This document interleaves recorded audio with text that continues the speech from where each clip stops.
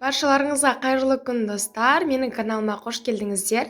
Бүгін мен сіздерге өте дәмді керемет чикеннің дайындалу жолымен бөлісетін боламын. Видеоның соңына дейін қарап өтіңіздер. Біз оны жасауымыз үшін бізге тауықтың еттері керек болады. Мен қазір тауықтың қанаттарынан чикен дайындайтын боламын. Сіздер тауықтың төс етін немесе аяқтарын да қолдансаңыздар болады. Ең алдымен осы қанаттарының шеткі жағындағы керек емес жерін алып тастаймыз осылай пышақпен.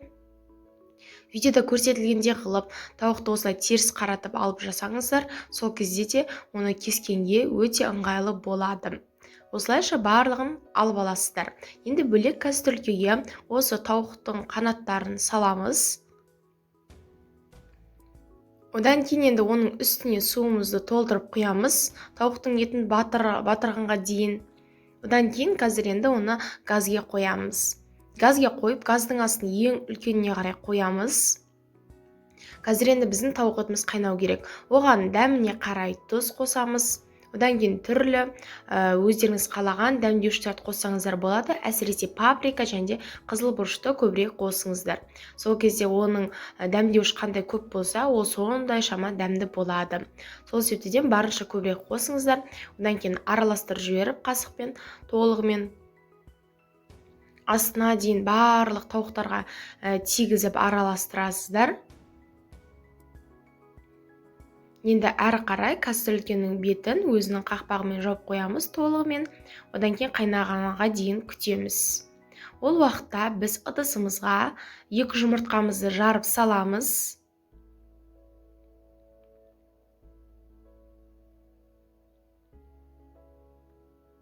Екі жұмыртқаға шым тұзымызды қосып жіберіп, шанышқының көмегімен жұмыртқамызды араластырып шығамыз.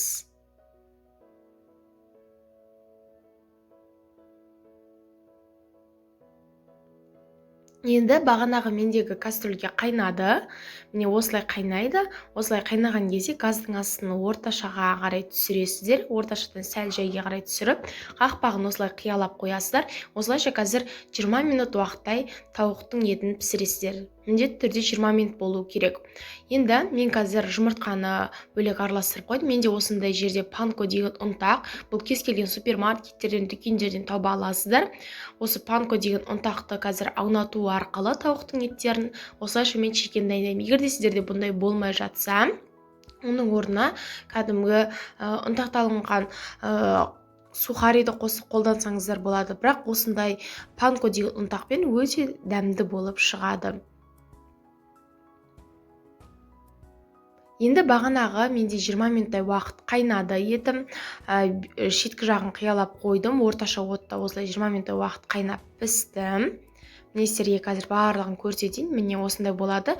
Қатты 30 минуттан көп уақыт ұстаудың қажеті жоқ. Енді бөлек ыдысымызға осы тауықтың етінің барлығын алып, ыдысқа қарай салып шығатын боламыз. Қазір біз бұған келесі заттарды қоспай жатып, бұл тауық етіміз міндетті түрде суы керек. Толығымен суыған соң ғана бұны қолдана аламыз. Сол себептен сіздер бұны бөлме температурасына толығымен қойып қойыңыздар, немесе үлкен тарелкаға салып жайып қойсаңыздар болады тез суы үшін. Мен осылайша қазір толығымен суытып алдым. Осылай қолға ұстаған кезде мүлдем жылы болмау керек. Яғни сәл ғана жылымық болып тұрса жеткілікті.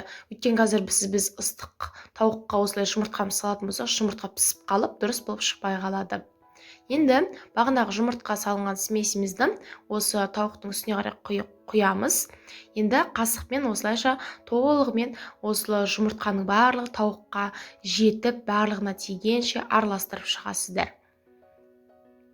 Қолмен араластырсаңыздар, әрине өте ыңғайлы болады. Енді осы тауықтың еттерін бағанағы панко деген ұнтаққа аунатып аламыз. Енді оны бөлек осылайша тарелкеге саламыз.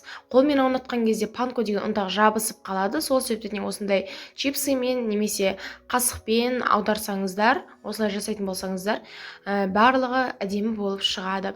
Осылайша барлық тауықтың еттерін осы панко деген ұнтағымызға аунатып, барлық жеріне тигізіп, бөлек тарелкемізге саламыз. Сосын кейін тағы бір айтып кетейін, бағанағы мен қайнап жатқан кезде тауықтың еті, мен оған барлық дәмдеуіш тұздың барлығын қосып қойдым, одан кейін қоспаймыз. Енді мына жерде менде қазір толығымен барлығын аунатып шығардым. Міне тауықтың еттері. Енді қазір осыны қуыратын боламыз табада.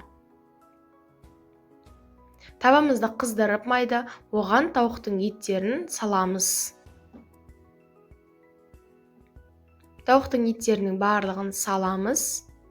Осылайша барлығын салып болған соң қасықпен немесе шанышқымен осылай аударсаңыздар да болады. Осылайша біздің чикенімізді дайындап пісіріп аламыз. Бұл чикен міндетті түрде арасы толығымен пісіп шығады, өйткені біз бұны 20 минуттай уақыт кәдімгі суда қайнатып алған болатынбыз. Сол себептен еттің арасы толығымен піседі, оны мүлдем мойындамасаңыздар да болады. Осымен біздегі чикен дайын, дәмі өте керемет болып шығады. Сіздерге ұнайды деген ойдамын. Қазір мен сіздерге осы тауықтың арасы қандай болып шыққанын көрсететін боламын. Осындай өздеріңіз арнайы соусқа батырып жесеңіздер, тіпті керемет болып шығады. Сіздермен болған жібек. Егер де менің видеом ұнаса, видеома лайк басып, астына комментарий қалдыруды ұмытпаңыздар. Сіздермен болған жібек, әлі де өте көп рецепттер болады. Мені қолдап кетіңіздер.